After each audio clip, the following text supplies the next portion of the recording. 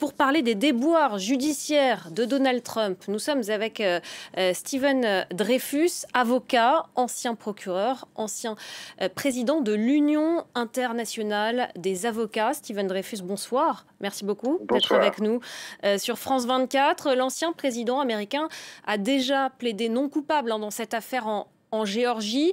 Il n'était donc pas présent aujourd'hui au tribunal. Que signifie cette mise en accusation en Géorgie?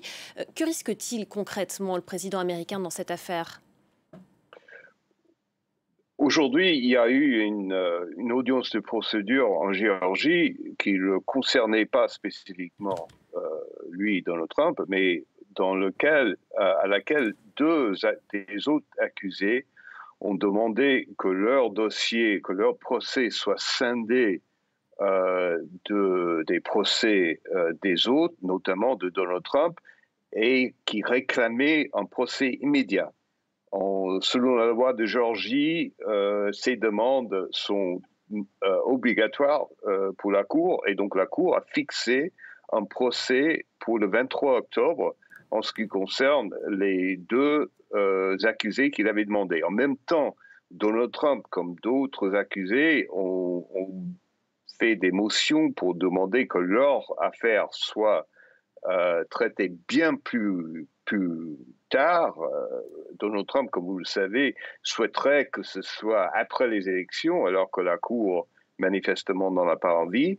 Mais pour l'instant, la Cour n'a pas encore fixé de date de procès pour Donald Trump, mais il est évident que la stratégie du procureur fédéral spécial Smith, qui gère les procédures fédérales contre Trump à Washington, notamment qui relèvent du 6 janvier, lui qui avait pris le choix stratégique de n'inculper que Donald Trump. Il n'y a que Donald Trump comme accusé dans ce dossier, ce qui simplifie manifestement le calendrier et ce qui pourrait faire à ce que cette affaire, ce procès ait lieu avant celui de Géorgie ou n'importe autre dossier devant Donald Trump. Et c'est un dossier accablant éventuellement pour sa campagne électorale, même si pour l'instant, pour les électeurs républicains, il est toujours en tête, nonobstant les accusations contre lui. L'ancien président Donald Trump a aussi de nouveau été jugé aujourd'hui responsable de diffamation à l'encontre d'une autrice qu'il accuse de viol. Le nombre de procès contre Donald Trump et de chefs d'accusation dont il doit répondre ne cesse d'augmenter ces derniers mois. Est-ce que toutes ces poursuites peuvent avoir un vrai impact sur les élections présidentielles qui arrivent? Alors que vous l'avez évoqué, aujourd'hui Donald Trump est au plus haut dans les sondages, en tout cas du côté des électeurs républicains, et se sert en quelque sorte de ces affaires pour dénoncer une chasse aux sorcières. Tout à fait. Pour Donald Trump, chaque affaire contribue à l'ensemble de ces doléances qui font l'essentiel de sa campagne. Sa campagne est basée sur l'idée que lui, Donald Trump, est cible de complots, de conspirations, de chasse aux sorcières, de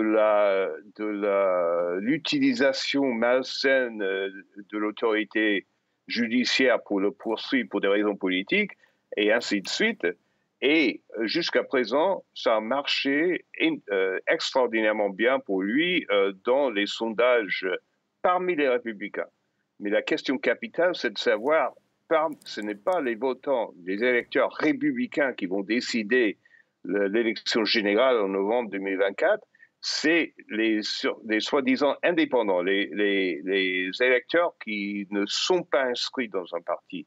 Alors, on ne sait pas encore dans quelle mesure les démêlés judiciaires de Donald Trump va convaincre ces indépendants qu'il ne faudrait pas voter pour lui, ou est-ce que, en revanche, ceux-ci, comme les républicains, seraient convertis à l'idée que Donald Trump attire sur lui ce qui serait des attaques qui seraient dirigées vers les électeurs eux-mêmes, c'est ce qu'ils prétendent, et donc qu'il est le représentant et il faut le soutenir.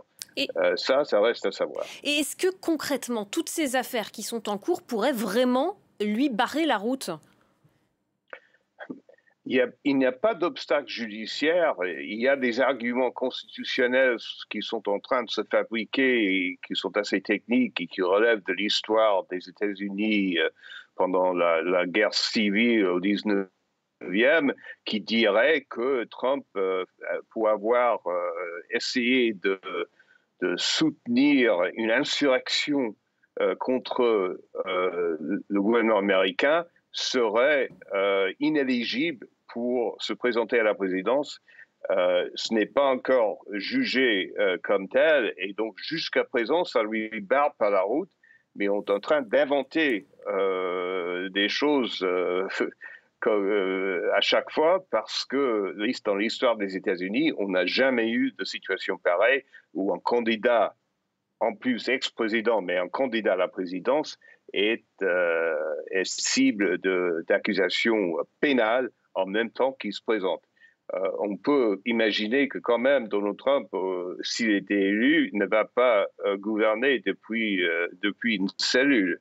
Donc on va essayer de trouver une solution. Ça provoquerait une crise constitutionnelle s'il était élu et qu'il y avait toutes ces affaires encore en cours? Oui, ça pourrait. J'ai l'impression, mon avis personnel serait que les affaires qui ne sont pas encore jugées au moment où il serait élu président seraient mises en attente jusqu'à la fin de sa présidence. Mais la question, c'est plutôt, est-ce qu'il y aura un procès sur n'importe laquelle des procédures pénales avant les élections? Et qu'est-ce qui se passerait au cas où Donald Trump était condamné alors qu'ensuite il est élu président des États-Unis? Donc il serait condamné d'un délit très important. Et il faut savoir qu'au cas où l'affaire Géorgie passait avant les élections, la loi de la Géorgie exige une peine en prison de 5 ans minimale, obligatoire pour tout condamné. Donc là, la question, il joue fort. Et les enjeux sont extrêmement importants et imprévisibles pour l'instant. Merci beaucoup, Stephen Dreyfus. Merci d'avoir été notre invité ce soir sur France 24.